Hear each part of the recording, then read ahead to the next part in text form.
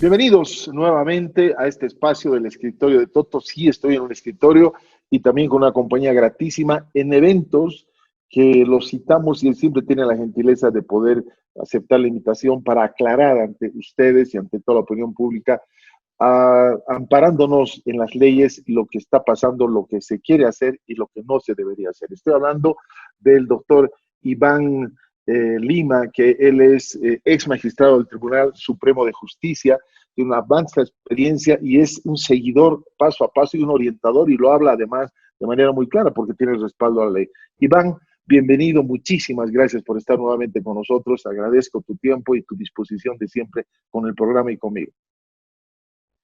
Muchas gracias por la invitación, estimado pastor. A mí me gusta mucho estar con ustedes. Se tiene la amplitud suficiente y la posibilidad de analizar temas que son de importancia para nuestro país. Creo que estamos en un momento de innovación. Imagínense la tecnología, cómo nos une y cómo podemos hacer tanto bien, tanto de contribuir a que la población esté orientada y que se tenga principios claros.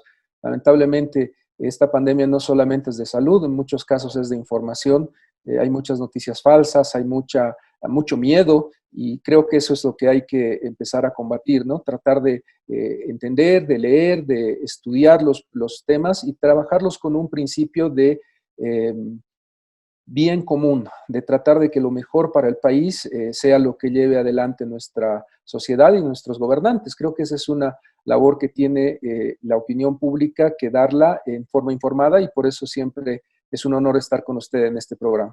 Muchísimas gracias, gracias como siempre, la gentileza que tienes con nosotros. Quisiera que hagamos un recuento, has hecho un resumen muy importante que lo hemos leído, ha sido publicado a partir de las elecciones frustradas de octubre del 2019. Y has hecho una cronología muy buena, muy simpática, digo, porque está basada exactamente en los hechos, para llegar a lo que ha acontecido este sábado, este jueves pasado en realidad, para hablarlo más de manera cronológica. Así que si fueras tan gentil, por favor, así nos pones en cuadro de situación a todos los que vamos a participar de este programa, nosotros y toda la audiencia. Claro que sí. A ver, yo lo que traté de explicar es un poco el análisis de la línea de tiempo que nos lleva a esta situación.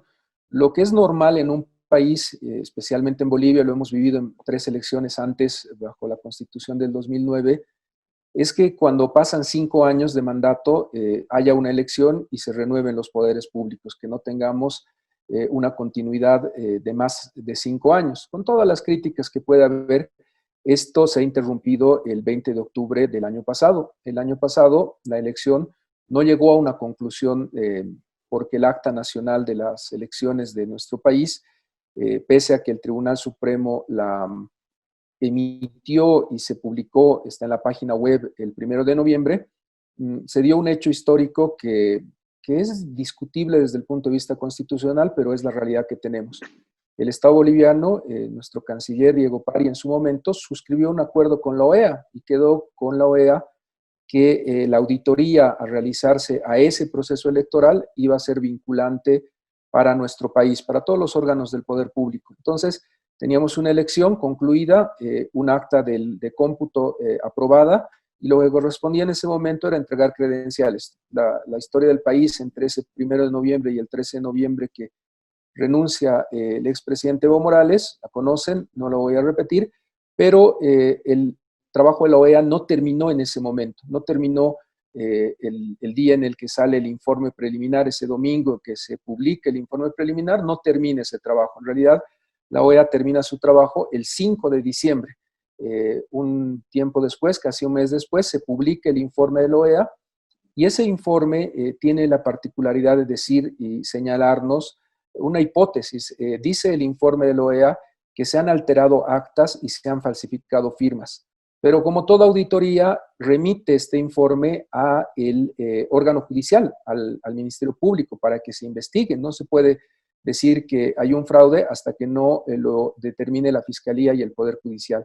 Y es importante ver ese informe de la OEA, página 3, página 48, página 53, nos remite a que se haga un juicio. Y ahí uno se pregunta, después de tanto tiempo, ¿en qué está ese juicio? Ya se sabe cuáles son las actas alteradas, ya se sabe la firma de quién se ha falsificado. Ya han pasado 6 meses, desde ese lejano noviembre hasta ahora se han cumplido 6 meses. María Eugenia Choque, Antonio Costas, los vocales del Tribunal Electoral y muchos vocales departamentales están con detención, están en cárceles en época de COVID y muchos vocales están en arresto domiciliario. ¿Qué ha pasado estos Un 6 meses? paréntesis, permíteme que te interrumpa, perdón, Iván. Sí. He escuchado mucho, con mucha frecuencia, que agarran y le ponen prisión preventiva, puede ser 5 meses, 10 meses. ¿Eso es legal? Que yo agarre sin investigar, sin tener pruebas, te mando a cualquier persona a una detención preventiva. O sea, ¿preventiva hasta cuándo? ¿Puede haber eso? ¿Está esa figura legal? No, no está, y lamentablemente ese es uno de los problemas más críticos en esta época del COVID, porque está suspendida la investigación, no está trabajando el órgano judicial, y tenemos en las cárceles de Bolivia 18,000 personas y el 60% no tiene condena, no tiene sentencia, detenidos preventivos, en una época en la que el mundo pide la distancia social. Tenemos una cárcel de San Pedro con una capacidad de 400 personas, albergando más de 3,000 personas el día de hoy. Una cárcel en Palma Sola albergando casi 3,800 personas con una capacidad de 1,200 personas. Es decir, hay una situación crítica, hay una buena noticia. El día jueves se ha aprobado la amnistía y el indulto propuesto por la presidenta Áñez. El Parlamento de Bolivia ha aprobado esa ley y ya tenemos, esperemos pronto la publicación y se pueda descongestionar las cárceles y seguir con un proceso humano de darles condiciones mínimas a los privados de libertad y especialmente a las personas que están con detención preventiva. Es una Perdón. pandemia mundial Sí, sí, sí. y hay una serie de situaciones críticas en el mundo, ¿no? En algunos países se ha llegado a Así es. liberar hasta 70,000 personas, en otros menos, pero el sistema boliviano, les repito, tiene 18,000 personas. Idealmente, ya lo han dicho las autoridades del Ministerio de Gobierno, bajemos a 10,000 y logremos que mucha gente que está ahí por temas menores pueda cumplir arresto domiciliario y no puede estar en la cárcel. Vuelvo al tema de fondo de la auditoría. Exactamente. Quería que vuelvas, pero quería notar eso, que estas personas que han estado en ese Tribunal Supremo Electoral están detenidas preventivamente en base a todo esto que no ha terminado en la investigación ni en demostrar algún culpable, ¿verdad?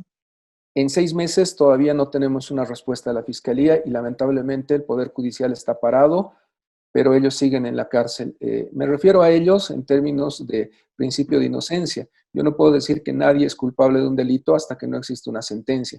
Y ha tenido cuidado de decirlo la OEA. Hay indicios de alteración de actas y de falsificación de firmas. ¿Eso qué implica? Que de las 34,555 actas, en este tiempo el fiscal y el órgano judicial tendrían que haber dicho cuáles actas están falsificadas, qué actas han sido alteradas. Se habla de 229 actas en el informe grafológico de la OEA y se dice en esas 229 actas que había indicios de falsificación porque el tipo de letra era igual en un mismo recinto. Es decir, en un recinto en Sacaca, por ejemplo, 3 actas tenían el mismo tipo de letra y parecía que se habían llenado por la misma persona. Entonces ahí concluye la OEA, ha habido una alteración de actas. ¿Qué correspondía? Ir a Sacaca y preguntarles a los presidentes de esas mesas qué había pasado, por qué se había alterado el acta, por qué se había falsificado la firma. Y así en todas las 229 actas denunciadas. Se ha hecho un trabajo por parte más que nada de organizaciones de la sociedad civil, de diputados, de funcionarios interesados en que esto se resuelva, no de la Fiscalía, lamentablemente, y se ha concluido que en muchos de los casos era el notario electoral que llenaba las actas o era una persona en el pueblo que tenía mejor letra que los demás la que llenaba el acta. Es decir, hay una explicación razonable al problema que presentó la OEA de que había el mismo tipo de letra. Todo eso puede ser una suposición y yo no le estoy definiendo si la OEA tiene razón o esta gente que dice que ha habido una persona que llenó las actas tenga la verdad. El que debe decirnos cuál es la verdad es el fiscal y el órgano judicial. Después de 6 meses no hay un acta alterada, no hay una persona que pueda decirme han falsificado la firma, no hay un presidente de mesa, no hay un jurado que haya ido a declarar y diga que se ha alterado una firma. Ese es el tema de fondo, porque todo lo que nos han dicho hasta ahora que tiene que ver con el TREP y con con la contabilización de las actas, es un tema accesorio. En todos estos 6 meses, todos los bolivianos han tenido acceso a las 34.555 actas y podían haber sumado incluso manualmente. Ya no estamos en un tiempo de ver si el TREP o la ingeniería de sistemas han hecho un buen o mal cómputo. Tampoco hay, en ese caso, ninguna conclusión hasta el momento. Entonces, mi primera conclusión es, teníamos una crisis que se ha desatado el año pasado, que se le ha dicho a la OEA que intervenga, que nos ha pedido la OEA que hagamos un debido proceso y en 6 meses no tenemos resultados, no tenemos conclusiones y no tenemos en este momento una situación de realidad para el país en lo procesal. Y un elemento muy importante, la OEA ha pedido el 20 de noviembre del año pasado que se realicen elecciones en forma urgente en Bolivia. No lo ha dicho el MAS ni Evo Morales, lo ha dicho la OEA por su Consejo Permanente. Y el 20 de noviembre, América nos ha pedido a los bolivianos que hagamos elecciones. Y ahí viene la segunda parte de esta historia. ¿Qué ha pasado el mes de noviembre? ¿Qué ha pasado en concreto en nuestro país cuando la OEA ha planteado estas conclusiones y el 20 de noviembre el Consejo Permanente dijo que hagamos elecciones? Ha habido un pacto político en el país y el 24 de noviembre se ha emitido la ley 1266. Hay que recordarle a la población que los vocales del Tribunal Electoral estaban en la cárcel y había necesidad de nombrar nuevos vocales. Había necesidad de reordenar el órgano electoral y en esa ley se convoca a un proceso para selección de vocales. Tenemos un nuevo Tribunal Supremo Electoral, pero también se les da un plazo de 120 días para llevar adelante elecciones y un plazo más breve de 48 horas para que una vez elegidos nos presenten al país el cronograma electoral.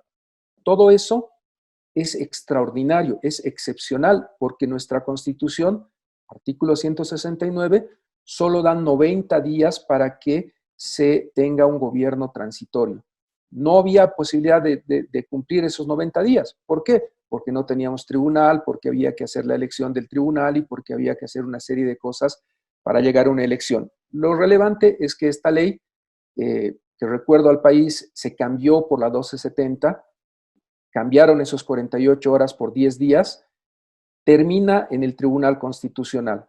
Recordarán todos que la pregunta de la elección el 3 de mayo era una de las preguntas y la segunda pregunta, la más dura, era si después del 22 de enero podían seguir trabajando la Asamblea y la presidenta Áñez, porque nuestra Constitución le da mandato de 5 años a nuestras autoridades y ese plazo vencía el 22 de enero. Entonces, ¿qué hacíamos entre el 22 de enero y el 3 de mayo? ¿Qué hacíamos en ese tiempo? Nos quedábamos sin presidente, nos quedábamos sin parlamento, se paraba el Estado y todo el mundo esperaba a las elecciones.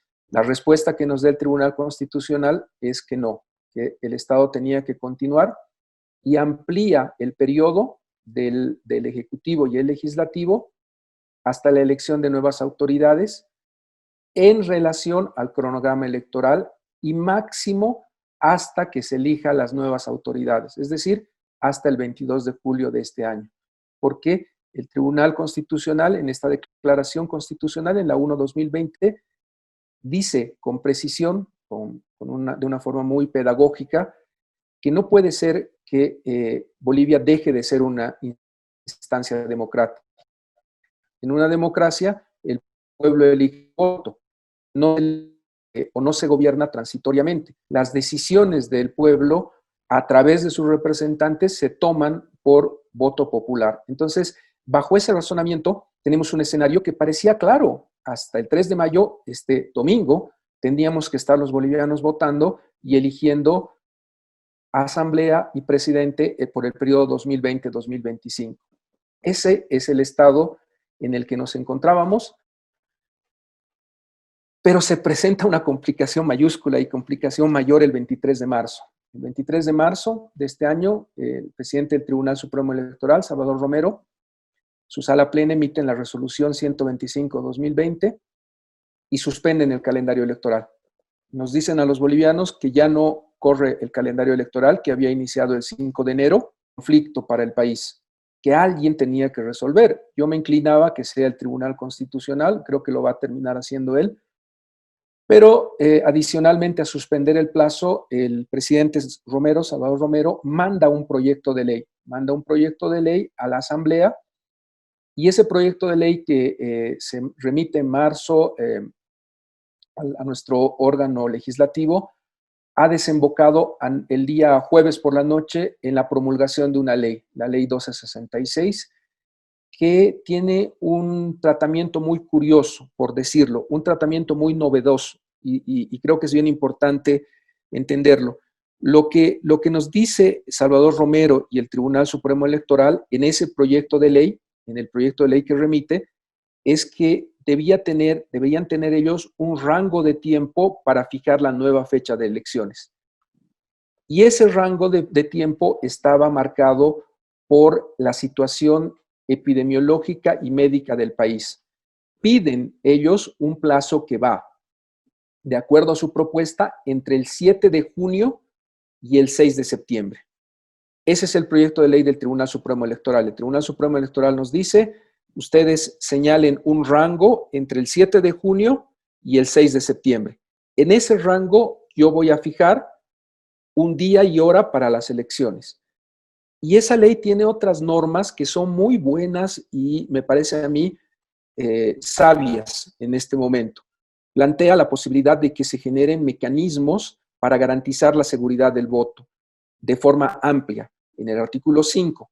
¿Qué implica esto? Implica medidas de bioseguridad, implica medidas de salud, implica incluso la posibilidad de ampliar la forma de realizar el voto. Voy a usar un poco el derecho comparado. Corea del Sur ha tenido elecciones, más de 20 millones de coreanos han ido a votar y han aprovechado ese día para tomarle la temperatura a las personas que iban a votar. Porque si hay un problema en el COVID es el paciente asintomático. Entonces han utilizado esa oportunidad con las medidas de bioseguridad y no ha habido un incremento de la pandemia. Si tú te cuidas, y eso es un llamado a la población, y utilizas la ciencia médica y los consejos de forma responsable, no te vas a contagiar ni vas a contagiar a tu prójimo. Pero bueno, vuelvo al tema legal. Corea hace esa decisión, toma ese camino, y ahora tenemos en el mundo formas de votar que te permiten hacerlo con seguridad. En muchos países el voto por correo, el voto epistolar, es una tradición hace muchos años. Yo creo que el país no está preparado para el voto electrónico, pero sí se puede crear innovaciones como las que hemos vivido para ir al mercado en este tiempo, que determinadas horas sea para determinados números de carnet, que la mañana sea para varones y la tarde para mujeres. Podemos dividir el voto de la población de manera que tengas más recintos, no lo que estamos acostumbrados, no ir al mismo recinto que hemos hecho toda nuestra vida para votar probablemente, tener 3 veces más la cantidad de recintos y hacerlos de una manera en la que la población pueda votar ordenadamente y organizadamente. Esto es lo que dice esta ley. Y hay un solo problema en debate. Lo que dice el electoral, lo que dice la presidenta Áñez y lo que dice la Asamblea es conforme y uniforme en los 9 artículos, salvo uno. El artículo 2 es el que está en pelea y en debate ahora. Decía que Salvador Romero y el tribunal había dicho entre 7 de junio y 6 de septiembre, pero el día miércoles cambia de idea el Tribunal Electoral. El Tribunal Electoral dice, como efecto del COVID, hemos decidido que en realidad el margen sea del 28 de junio al 27 de septiembre. En ese margen de tiempo vamos a realizar la elección. Lo que dice el movimiento al socialismo, la bancada del MAS en la Asamblea, es que la Constitución no permite ampliar de esa manera irrestricta y amplia el plazo, y solamente dan 90 días para que se suspendan las elecciones a partir del 3 de mayo. Si uno computa desde el 3 de mayo 90 días, estamos hablando que el plazo vencería el 1 de agosto. Por lo tanto, la elección para el MAS debería fijarse antes del domingo 26 de julio del 2020. Esa es la situación que teníamos de confrontación de ideas, de propuestas, una basada en una propuesta del electoral y otra basada en la Asamblea, de que la Constitución habla de máximo 90 días.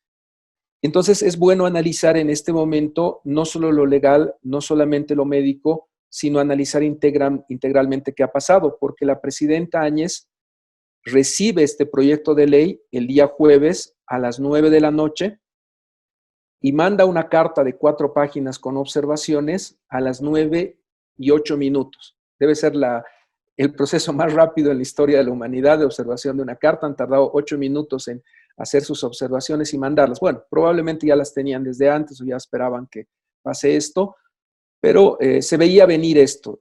Ha habido un escenario político muy interesante en la Asamblea. En diputados, 70 diputados han aprobado la norma, 70 de 88 que tiene el MAS, 40 han estado en contra y ha habido 3 abstenciones. En el Senado, curiosamente, se ha aprobado la norma por 2/3, por casi 24 senadores de los 25 que tiene el MAS, y se ha aprobado también inmediatamente después de recibir las observaciones de la presidenta Áñez, en aplicación del artículo 163, párrafo 11 de la Constitución, se ha promulgado la ley por la presidenta Eva Copa. Es decir, algo que los bolivianos no estamos acostumbrados. Generalmente el Parlamento aprueba la norma y la manda al presidente para que el presidente la promulgue y se publique en la Gaceta Oficial. Eso no es lo que ha pasado en esta ley. La presidenta ha observado, con ese procedimiento rápido que les digo, el Parlamento ayer, que estaba sesionando para el indulto y para estos temas, estaba en La Paz, en el Banco Central, se ha reunido inmediatamente, ha sido convocado de acuerdo a su reglamento por la presidenta Copa y han rechazado todas las observaciones, las han declarado infundadas, y en mandato del 163.11 que le comento, la presidenta Eva Copa ayer en la noche ha promulgado la ley número 1297, la ley de postergación de las elecciones generales 2020, y ahora ya tenemos los bolivianos una fecha de las elecciones. Después del 3 de mayo, 90 días después, máximo hasta el 26 de julio, el Tribunal Electoral tiene que garantizarnos la realización de las elecciones generales. Ahora, muy didáctica, muy clara, como siempre, tu participación. Antes de terminar esta primera parte, esta resolución que salió del Senado, de la Asamblea Legislativa Plurinacional, ley, ¿verdad? Es una ley, no se le puede ir para atrás. Eso es lo que se determinó, porque escuchaba yo al presidente del Tribunal Supremo Electoral de que decía que ellos iban a sujetar a la decisión que tuviera la Asamblea, ¿recuerdas? Sí, definitivamente. Y yo creo que eso es un señal de certeza y de seguridad jurídica para el país. Lo que hay que cada uno en su ámbito, ¿no? Claro, cada uno en su ámbito tiene que cumplir su rol y tiene que hacer su trabajo. A ver, lo que puede pasar es lo siguiente. Ahora vamos a usar no la bola de cristal, sino el derecho constitucional y el análisis de lo que puede ocurrir. El senador Óscar Ortiz ya ha anunciado un recurso directo de nulidad. Él ha planteado que que esta ley es nula porque no se ha convocado a la Asamblea de forma adecuada. Ese recurso no lo resuelve ni Yanine Áñez, ni Óscar Ortiz, ni siquiera la Asamblea. Lo resuelve el Tribunal Constitucional Plurinacional. De presentarse un recurso, se tiene que presentar contra la ley, es decir, contra un instrumento jurídico que ya va a estar en aplicación por la Asamblea y va a estar siendo obligatoria para el pueblo de Bolivia. Tiene que estar la ley vigente para poder plantear un recurso de nulidad ante el Tribunal Constitucional. También cualquier parlamentario, el defensor del pueblo, el fiscal general, podrían plantear una acción abstracta de inconstitucionalidad y nuevamente es el Tribunal Constitucional el que va a resolver esta situación. Es decir, hoy tenemos una ley que puede ser cuestionada y el Tribunal Constitucional deberá decir si se ha hecho el procedimiento debido para aprobar la ley. Esa decisión del Tribunal Constitucional seguramente va a estar marcada por su jurisprudencia previa y por la situación en la que estamos.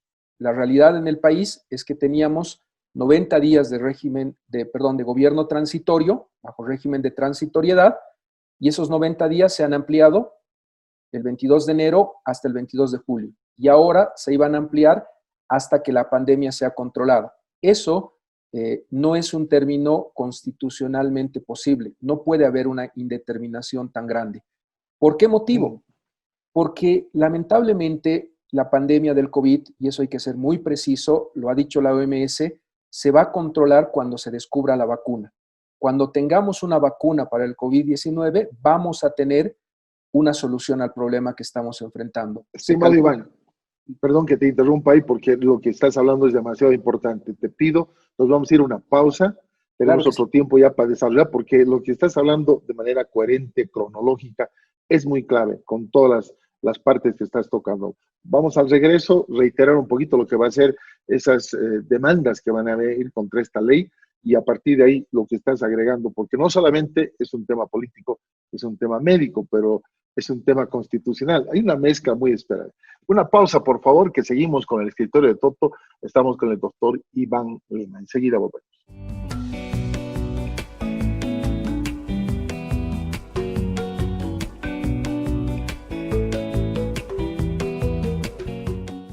Si tengo la fe que mueve montañas, si no tengo amor, de nada me vale, de nada me vale. Estamos de retorno en este interesantísimo, como siempre, cuando tenemos de invitado al doctor Iván Lima, para entender, no especular, sino hay un basamento jurídico, hay leyes que no te pueden permitir especular, sino que tienes que basarte en eso. Quiero que recordemos la última parte.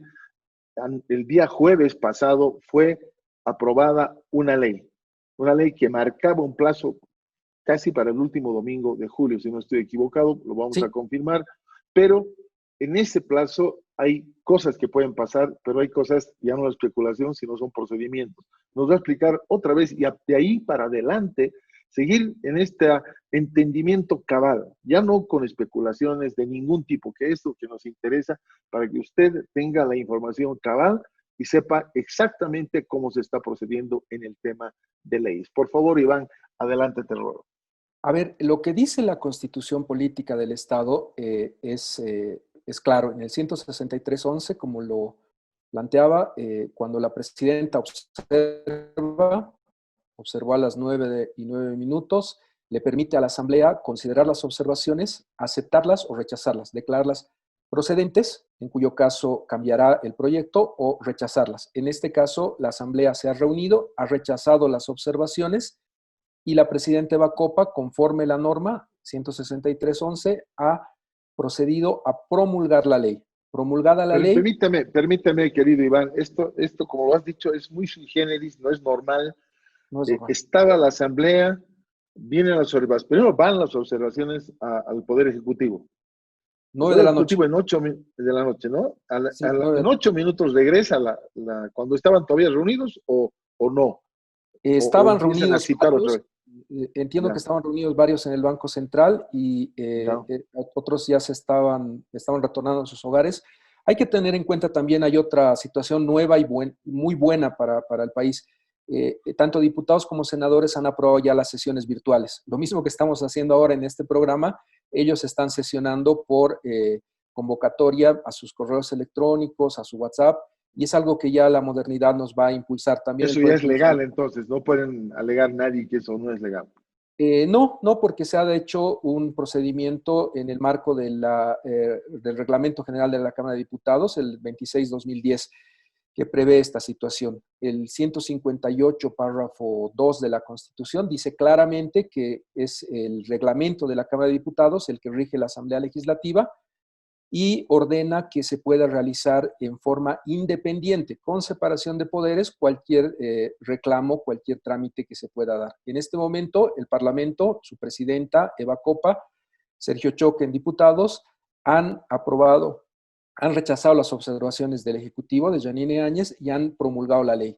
¿Qué nos queda? Con la misma velocidad que fue, o más rápido ha sido increíble, por eso te digo que el día jueves por la noche se ha dado un hecho bastante novedoso desde el 2009, que no ocurría habitualmente en el país. Ha habido un tema de responsabilidad política interesante de ambas partes, una presidenta que responde en 9 minutos, yo lo aplaudo, un parlamento que responde la siguiente hora con una solución en el marco de la Constitución. La presidenta Áñez podía observar la ley, lo ha hecho, el Parlamento podía aceptar o rechazar, ha rechazado, y el siguiente paso es la promulgación de la ley, que lo ha hecho en la misma noche la presidenta del Senado. Eso ha pasado, mira, en todo el mundo, en esta época de crisis. En Perú, el presidente Vizcarra se negó a promulgar una ley que le da el 25% de sus aportes a los peruanos de las AFPs, Y el presidente del Congreso ha promulgado esa ley recientemente en Panamá. Está ocurriendo lo propio con casi 6 leyes en base a la emergencia. No es un tema nuevo, no es un tema novedoso y es un tema que prevé nuestra Constitución. Gracias. Ahora lo que viene es el cumplimiento de esa ley. Y el cumplimiento de esa ley tiene que hacerlo el Tribunal Supremo Electoral. Te tomo la palabra y es correcto. El presidente Romero ya dijo que por respeto al Estado de Derecho van a acatar la ley que salga de la Asamblea y van a empezar con su aplicación. ¿Por qué? Porque desde el 5 de enero de este año ya está corriendo el calendario electoral. Quedan 45 días de actividades en el calendario electoral y en esos 45 días las actividades pueden realizarse usando lo que estamos haciendo ahora y lo que hizo ayer el Parlamento. ¿Cómo podemos capacitar a los notarios, a los jurados, a todos los actores? Vamos a tener que usar lo que están haciendo colegios y universidades, tecnologías de información, la capacidad que tenemos ahora de enseñar a nuestra población cómo se va a manejar el proceso electoral a través de toda la tecnología que tenemos. ¿Cómo se va a hacer campaña? No se va a hacer campaña definitivamente en el mitin y en la tradición de reunir Plaza San Francisco con toda la población. Vamos a tener que entrar al debate de ideas más democrático, en redes sociales, en medios de comunicación. Yo creo que puede ser algo muy importante para el país cómo vamos a tener esta capacidad de que no sea la billetera, que no sea el más poderoso, sino el que tiene las mejores ideas, el que lleve la mejor propuesta al país. Ojalá que los políticos tomen esta experiencia y nos hagan partícipes a los ciudadanos de un mejor país en unidad. Creo que ese es el escenario que se tiene. Hay siempre el que reclama, el que se queja y el que pide reclamar contra la ley. Lo puede hacer. En una constitución como la nuestra hay las garantías. Si alguien no está de acuerdo con esta ley, tiene que llevar su caso al Tribunal Constitucional. No creo que el tribunal resuelva el tema antes del 26 de julio, ojalá que sí, pero mi expectativa es que el tribunal va a rechazar cualquier reclamo porque se ha respetado la Constitución. Todos han cumplido su rol y todos han emitido su decisión. Hay un principio que es el de trascendencia en materia de nulidades. Si en este momento contabilizamos los 70 diputados del MAS más sus 24 senadores, hay 94 votos. Es decir, si se anula esta ley y se vuelve a votar, vamos a tener el mismo resultado. Por economía procesal, por trascendencia, no tiene sentido anular un acto que va a ser ratificado nuevamente. Por lo que veo poco probable que se siga con esta posición de trabar lo que dijo el Parlamento. Sí entiendo, y en eso sí te soy muy franco, que viene una situación complicada. Eso legal y constitucional, de acuerdo a la ley que se ha aprobado, necesita el acompañamiento de la población. Y no solamente de nosotros como ciudadanos, sino de los médicos, de la OMS, de la OPS, de los expertos en epidemiología. La misma ley dice que el tribunal, artículo 5, debe garantizar a los bolivianos que este acto electoral no implique un resguardo o una desprotección a su salud y a su vida. ¿Qué tiene que hacer ahora el Tribunal Electoral? Tiene que agotar todos los procedimientos para que esos jurados no se contagien del COVID cuando vayan el domingo 26 de julio, la fecha que definan, a cumplir una labor ciudadana. Tiene que garantizar que todos aquellos que van a ir a votar tengan todas las medidas de bioseguridad para votar tranquilamente y principalmente tiene que proteger a la población vulnerable. Tiene que proteger a esas personas con diabetes, con hipertensión, con situaciones que les pueden afectar su vida y que son población de riesgo con alguna alternativa. Sería absurdo pensar que una persona que decide no ir a votar porque es hipertenso, diabético y tiene 70 años o 80 años, sea sancionada sin poder cobrar sus beneficios en el banco. Esta ley ya le permite al tribunal ir resguardando esos temas de salud. Algunos bolivianos probablemente decidan no ir a votar y no deberá haber ninguna sanción contra ellos. Deberá tener el país la responsabilidad de hacer ese acto con la mayor responsabilidad de distanciamiento social y todas las medidas posibles. Te decía, creo que hay aquí una situación que tenemos que tener mucho cuidado en definir. Si queremos que el COVID no exista en Bolivia y haya una solución, tenemos que postergar las elecciones para fines del año 2021. No se ve, lamentablemente, en este momento de la historia de la humanidad que podamos tener una vacuna, sino hasta el próximo año. Este año es difícil que consigamos la vacuna.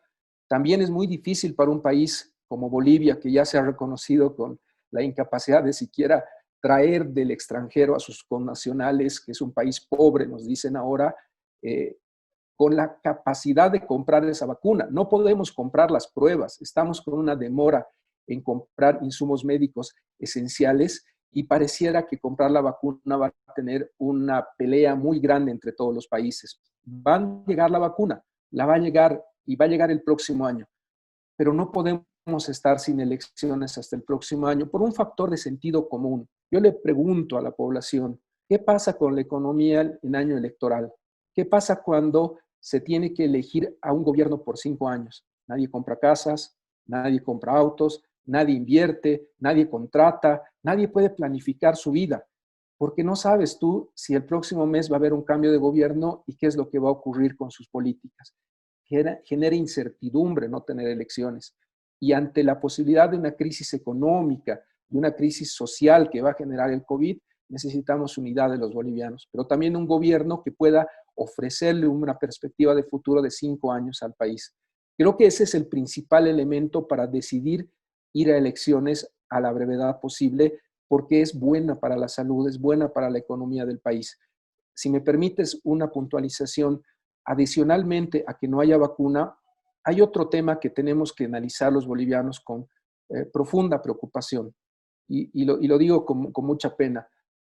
¿Qué ha pasado con esos 450 bolivianos que estaban en el campamento Tata Santiago en la frontera Bolivia-Chile? ¿Qué está pasando con los bolivianos que están en Las Condes, en Santiago de Chile, esperando volver a su patria? Se calcula que en Chile hay 40.000 bolivianos que no van de turismo, van a trabajar en agricultura, en temas que han dejado de tener rédito para ellos. Tienen que volver a su patria. Esa situación tenemos que empezar a vivirla con solidaridad. La posibilidad de que nosotros digamos que en ese campamento había gente infectada por el COVID sin pruebas no es constitucional, no es válida. La cuarentena funciona si tienes pruebas, si identificas a la persona infectada. Si no tenemos en este momento esa capacidad, no es justo que tengamos a nuestros connacionales alejados de esa manera. El día de hoy estamos en una situación que nos exige la mayor prudencia para tomar decisiones. Confío en el Tribunal Electoral, creo que va a poder emplear todas las medidas para que no vivamos lo que han estado viviendo y lo que viven el día de hoy tantos bolivianos por no interpretar correctamente las reglas epidemiológicas y la Constitución. Siento que el Tribunal Electoral puede darnos soluciones, puede ser un tribunal innovador, puede lograr una campaña realmente participativa y es el nuevo mundo que vamos a vivir.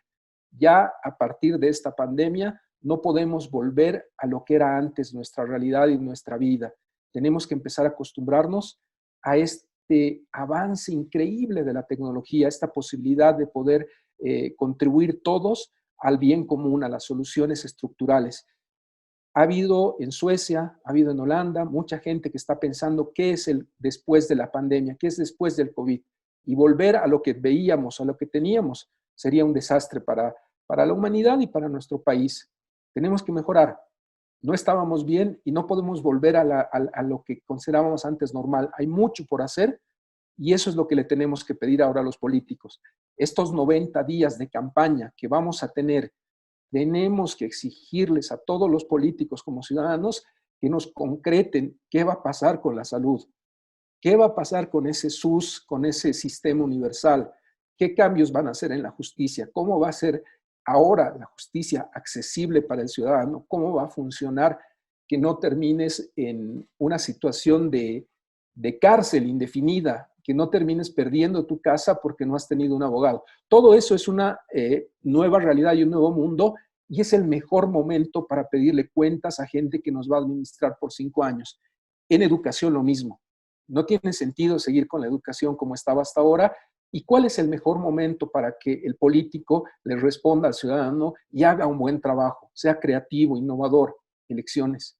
Cuando el ciudadano recupera su voto y recupera las urnas para decidir, tiene el mayor trabajo y compromiso de los políticos. Por eso es que parece ser, te digo, apoyo una salida democrática todo el mundo en su lugar podría lograr una solución a la crisis que venimos arrastrando. Comenzábamos así el programa desde octubre del año pasado. Vean cómo ha avanzado el tiempo. Estamos cerca de cumplir un año de esa crisis y no hemos salido de la profunda división entre bolivianos, de pensar que este país está o puede seguir sin unidad de todos. Ni masistas ni pititas están en barcos diferentes. Todos estamos en un mismo barco. Este país tiene que ser conducido en reglas democráticas. Nadie tiene toda la razón. Todos se han equivocado. Es tiempo de hacer una autocrítica y plantearle al país la posibilidad de unidad. ¿Eso va a ser bueno? Creo que es bueno. Creo que es bueno siempre y cuando el Tribunal Electoral tome todas las normas de bioseguridad, como lo ha hecho Corea y como lo han hecho muchos países, y en la medida en que nuestros políticos dejen de lado la campaña sucia y pasen a la campaña de ideas. Lo que estás hablando es muy importante. Hemos entrado a un tema clave, porque es un tema de principios, es un tema de cambio. Hemos estado durante mucho tiempo también ahí trabajando en las redes para hablar de que el peor error que podíamos cometer es salir de esta pandemia exactamente como entramos o como vivíamos, porque de algo tiene que servir el meditar, el parar todo, porque como nunca se paró en la humanidad todo absolutamente, el temor está dentro de la humanidad, la ansiedad, etcétera, la especulación. Pero lo que acabas de decir yo lo respeto y te valoro y estoy totalmente de acuerdo, porque sería una excelente oportunidad para mí que Dios nos regalara de que pudiéramos cambiar absolutamente nuestra actitud, nuestro modo de pensar, el odio, la discriminación, la maldad, el sacar el mejor beneficio, no importa que muera gente, que pase lo que pase, siempre el tema económico lastimosamente ha estado sobre lo que es la vida, la dignidad de las personas y las necesidades que tienen muchísimos. No porque un grupo tenga algo quiere decir que todos los demás viven igual, absolutamente no. En el caso de que te ocupas de nuestros compatriotas en el exterior y de los que hay en otros países también que están desesperados. O sea, es algo muy serio que trasciende lo político, piensa que es mucho más grande, es algo de humanidad, es algo de entendimiento de lo que es el respeto por la vida de los demás y sobre todo porque somos compatriotas y que tenemos derecho a pensar de muchas maneras, pero lo que no tenemos derecho es a usar eso para destrozarnos, para atacarnos, para mediar dignidad y finalmente para perder hasta la capacidad de voz y de libertad. Esos temas son generales, el mundo se está planteando eso. Ahora hay maneras de verlo. Iván, tú conoces, Portugal tuvo una actitud, por hablar de cosas cercanas, de que la oposición y oficialismo se unieron Sí. para trabajar juntos. El caso de España es para mí vergonzoso. Ahí todavía el opositor anda, pero todo está mal. Es horrible y hay una pelea política cuando las vidas están en juego. Que haya tema político cuando no hay el tema de las vidas, ok, pero estamos hablando de eso. Así que, ¿será que Bolivia puede encontrar una ruta distinta que paren a través de todos los medios, redes, personalmente, declaraciones, publicaciones, etcétera, etcétera, medios? Vuelvo a reiterar, ahí estoy tocando todos los elementos de prensa, de radio, televisión, redes, etcétera, de cambiar nuestro lenguaje y en lugar de destrozarnos, salir como bolivianos mucho más valientes, más fuertes, más entendidos, más humanidad, con más humanidad, con más solidaridad. Ese es un sueño. En eso estamos queriendo trabajar, en lo poco que podemos apartar, en lo que alcanzamos. Yo creo que tú estás en esa línea, Iván. Exactamente, y hay que seguir bregando y hay que seguir empujando. Te decía que en lo constitucional hay un camino muy claro, terminar en el Tribunal Constitucional. En las reglas de salud y de emergencia, Salvador Romero y el tribunal son confiables, tienen en sus manos hacer una organización que garantice salud, que no sacrifique derechos políticos por derechos a la salud, está en manos de ellos. Ojalá que tomemos control ciudadano a la propuesta de los partidos. Y me detengo en este punto que acabas de tocar de lo internacional. Recuerdo a la población la resolución del Consejo Permanente del 20 de noviembre. La OEA dijo por 26 votos, mayoría aplastante, elecciones urgentes en Bolivia. Recientemente, la resolución 1-2020 de la Comisión Interamericana de Derechos Humanos recomienda a Bolivia con urgencia y a todos los países de América que no se sacrifique los derechos humanos de manera indefinida, que sea siempre la restricción temporal, proporcional y se respete esos derechos políticos que tiene que haber siempre protegidos para la población. Te voy a plantear un tema de de Derecho Constitucional y Derechos Humanos. Tú sabes que cada mes en Bolivia 200,000 jóvenes, cada año 200,000 jóvenes pasan de 17 a 18 años. Es decir, todos los años, de acuerdo a la estadística del INE, hay nuevos votantes, se va incrementando el padrón. Si divides esos 200,000 entre un año, hay una cantidad de jóvenes que no van a poder votar por estos cambios que hemos hecho. Tenían que votar el 3 de mayo, no están habilitados, van a cumplir 18 años entre mayo y julio. Son ciudadanos que tenían derecho al voto y no lo van a hacer en aras de preservar la salud y preservar este proceso electoral. Pero ahí hay un grupo que su derecho político está siendo restringido. Ahí sí encuentro un conflicto entre la salud y el derecho de esos jóvenes.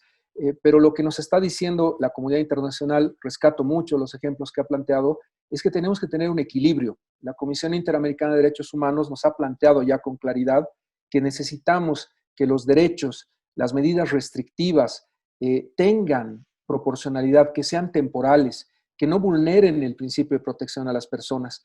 No termina el COVID-19 en julio, ni probablemente este año. Vamos a vivir con esta pandemia, lamentablemente, por muchos años, cuando tengamos vacunas, y la realidad del derecho, voy a usar una palabra, derecho comparado, pero la manera en la que han enfocado los países es muy diferente.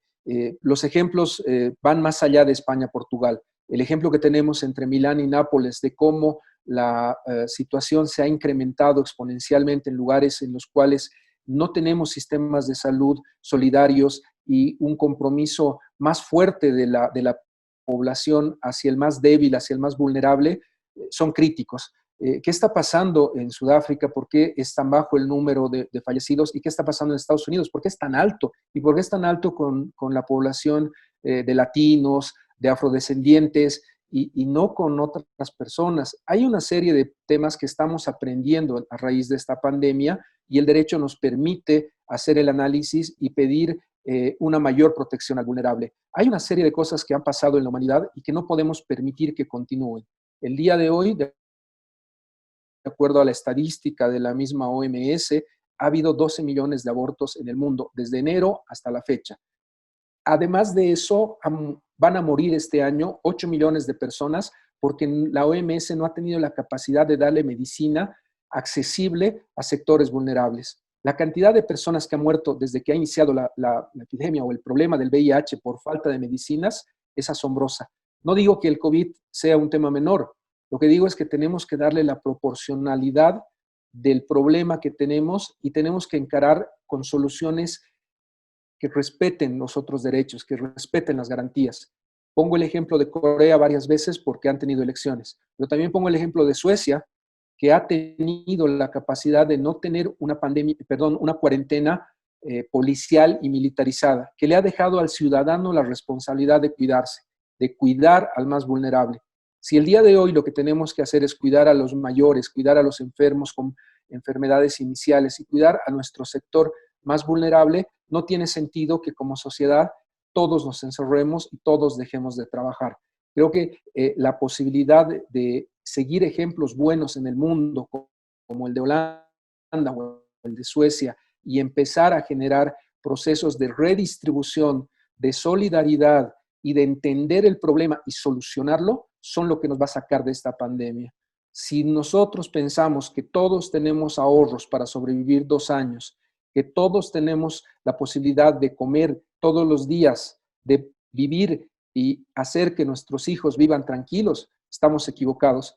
Nuestro país y la región tiene altos índices de pobreza extrema que se van a profundizar ahora. Hay una serie de personas en este país que tienen diabetes, que tienen enfermedades relacionadas al cáncer y otra serie de problemas que no van a recibir sus medicinas si seguimos con una cuarentena absoluta que no tenga estas características de dinámica o como quieran llamarle, de responsabilidad.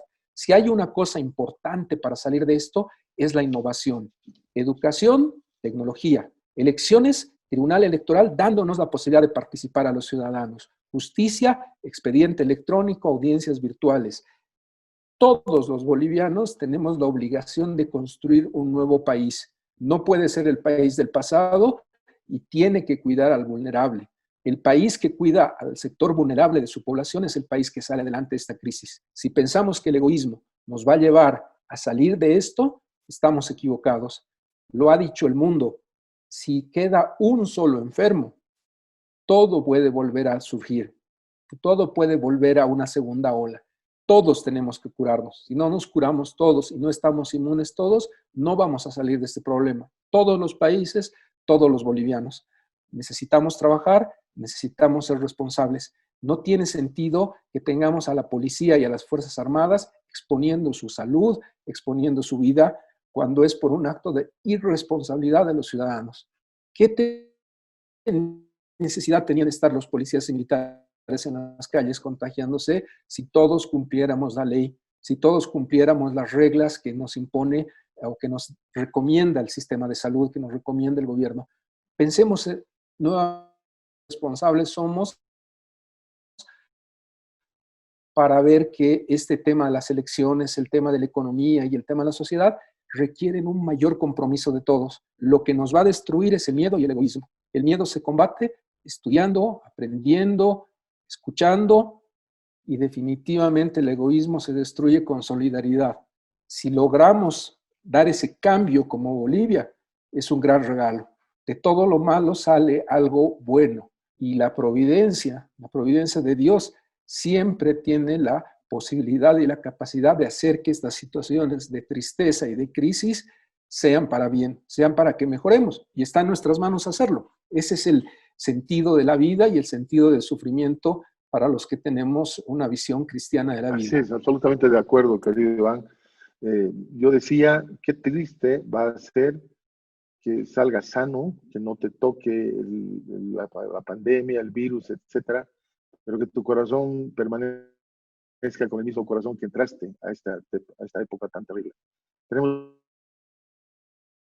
que haber aprendido algo: solidaridad, mirar de otra manera, respetarnos unos a otros, parar de la confrontación y, sobre todo, como tú bien dices, mirar a los que no tienen esa comida, a los que no tienen recursos, a los que se arriesgan a multas y a atropellos de todo tipo por ir a vender, no sé, un poco de verduras sobre lo que tengan a mano para vivir. No lo están haciendo porque son gente que quiere ganar mucho dinero y está cansada de contar billetes. Hay un problema en nosotros. El corazón del hombre en general, y con esto hablo de todos, hombres, mujeres, en todo el planeta, tenemos una batalla muy importante en nuestra espiritualidad, en lo profundo de nuestro ser, para poder mirar las cosas ya no con odio, ya no con discriminación, ya no con revanchismo, ya no con el bien egoísta de que uno le va a ir mejor que al otro, sino que podamos mirarnos de otra manera. La humanidad necesita aprender lecciones. Yo creo que esta lección debería ser tan fructífera en los frutos, reitero, de atravesar, salir de esto de una manera solidaria, mirar a nuestra nación, hablo en particular de Bolivia, distinta, que nos podamos mirar, no porque tengo un comentario, ya te tachan de que eres pro, anti, o eres así y eres el otro, hasta el color de la ropa en la temporada no puedes ponerte. Ese me parece algo tan primitivo que no puede permanecer en una nación que quiere ir adelante. Tenemos que reconocer que somos hermanos, distintos, con una variedad espectacular de tantas nacionalidades, con énfasis distintos, pero que en esa variedad hay una gran cantidad de gente que no tiene para comer, como bien lo decías, que sufre una cantidad de necesidades que a veces ni siquiera llegan a oídos de los vecinos.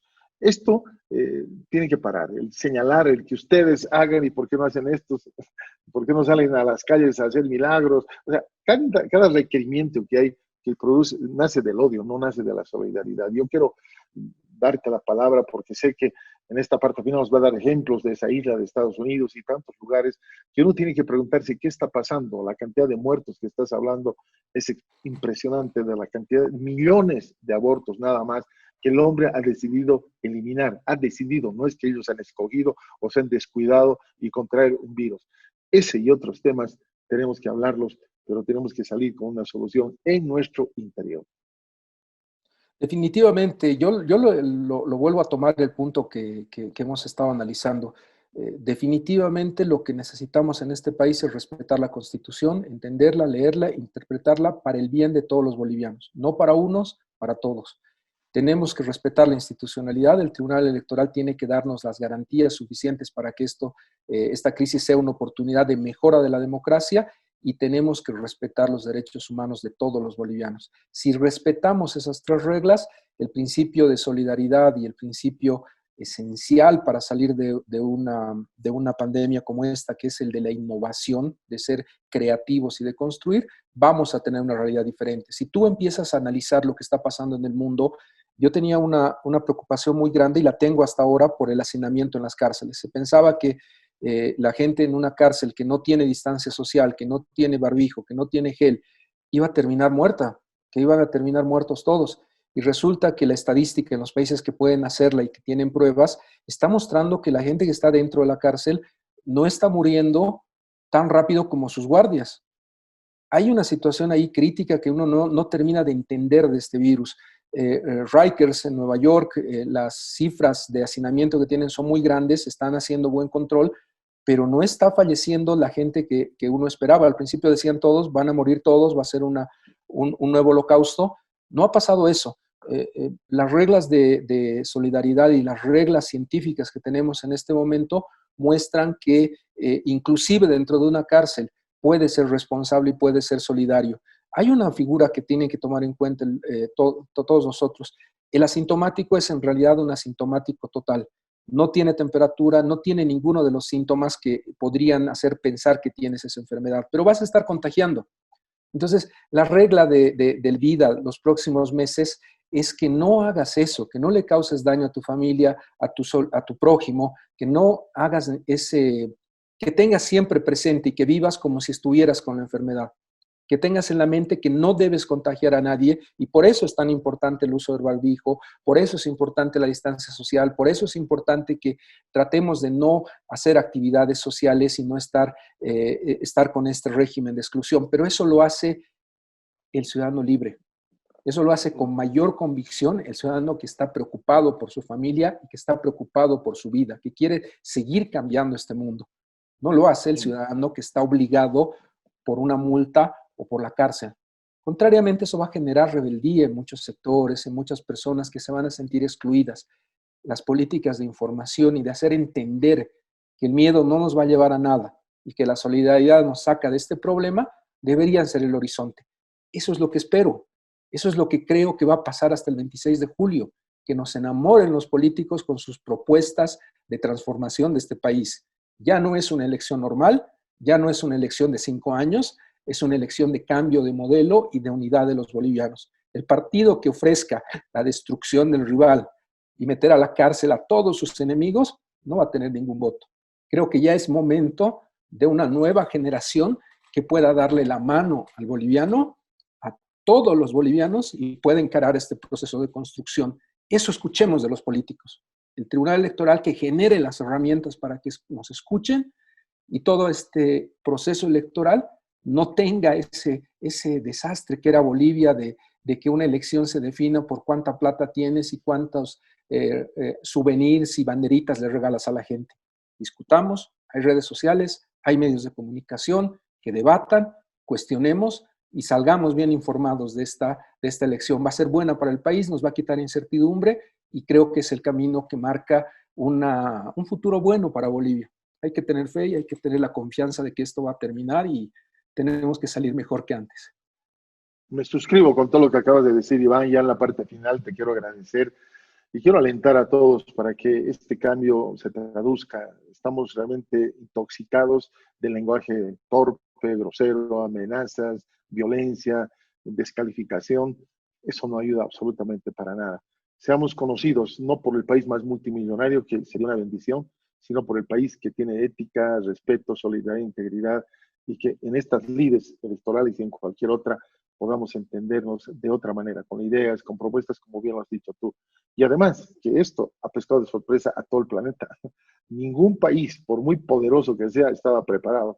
Así que la crítica tiene que ser constructiva siempre, y la construcción entre todos. Iván, una vez más quiero agradecerte por tu gentileza, por el tiempo que das, por la coincidencia de muchos días, y porque podemos aprender muchísimo y estar orientados de manera exacta, apegados a la ley, apegados a los principios, a la Constitución, que eso nos ayuda absolutamente a vivir una vida totalmente distinta que pueda irse por las nubes o por las alcantarillas, como dicen algunos, y destruirnos absolutamente. Quiero bendecirte una vez más, querido Iván, darte gracias por tu tiempo y tu siempre disposición de compartir acá en este escritorio de Toto. Pastor, siempre es un honor estar con usted. Le agradezco por el tiempo que me ha brindado y por la oportunidad de poder dirigirme a toda la población. Es una cosa importante lo que viene en los próximos meses, a seguir adelante, a no rendirse, a innovar, innovar, innovar, innovar es la palabra, solidaridad, no ser egoístas y cuidarnos entre todos. Eso va a ser lo que nos saque adelante y va a ser un gran país. Este es un país que tiene mucho por dar y lo va a hacer. Así es. Bendiciones, gracias. Gracias a ustedes por seguirnos, por la sintonía y pronto con más, por supuesto, acá, en el lugar de intimidad del escritorio de Toto. Hasta luego.